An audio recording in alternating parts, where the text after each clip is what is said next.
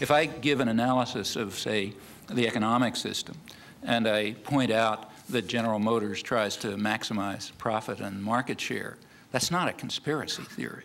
That's an institutional analysis. It has nothing to do with conspiracies. And that's precisely the sense in which we're talking about the media.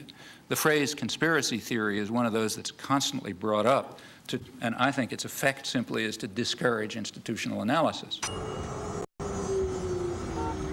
you think there's a connection somehow about what the government wants us to know and what the media tell us? It's not communism, but I think to a certain point, it is sensitized.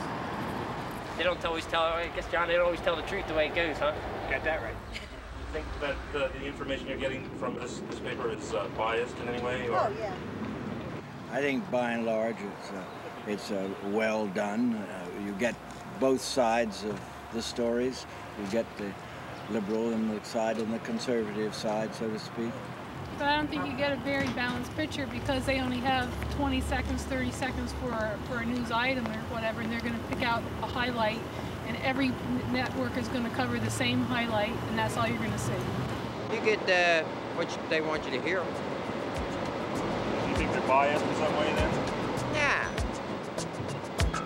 Here we go. See you later.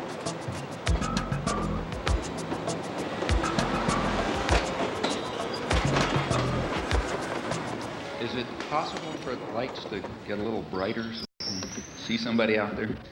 Yeah, for the last hour and 41 minutes, I've been whining about how the elite and how the government have been using thought control to keep radicals like yourself out of the public limelight. Now, you're here. I don't see any CIA men waiting to drag you off. You were in the paper. That's where everyone here heard you were coming from, in the paper, and I'm sure they're going to publish your comments in the paper.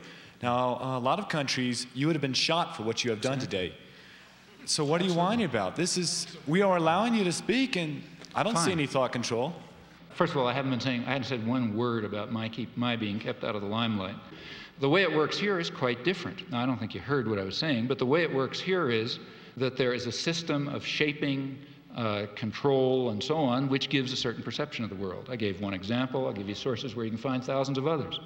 And it has nothing to do with me. It has to do with marginalizing the public and ensuring that they don't get in the way of elites who are supposed to run things without interference. In a review of the Chomsky Reader, it was written that as he's been forced to the margins, he's become strident and rigid. Do you feel this categorization of your later writings is accurate and that you've been a victim of this sort of process you've been describing?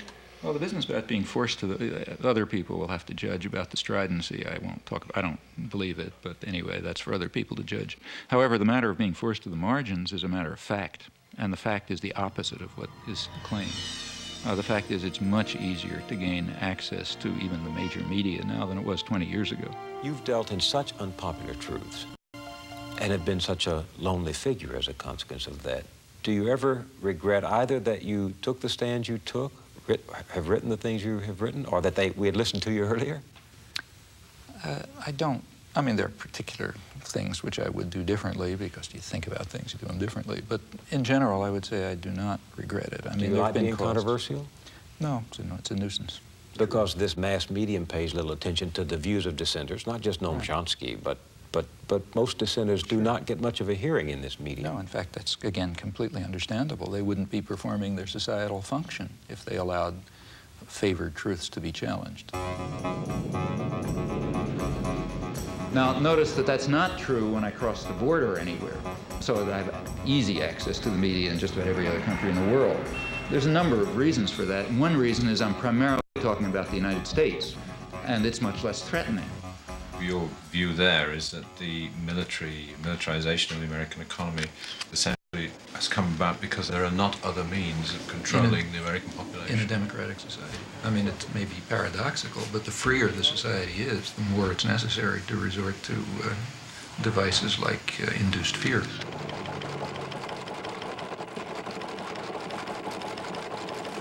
Okay, I'll go along with that. Arguably, he is the most important intellectual alive today.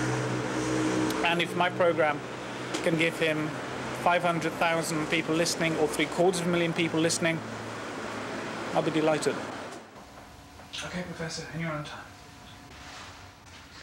Wartime planners understood that actual war aims should not be revealed.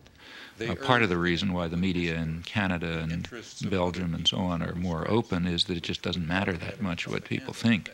It matters very much what the politically articulate sectors of the population, those narrow minorities, think and do in the United States because of its overwhelming dominance on the world scene.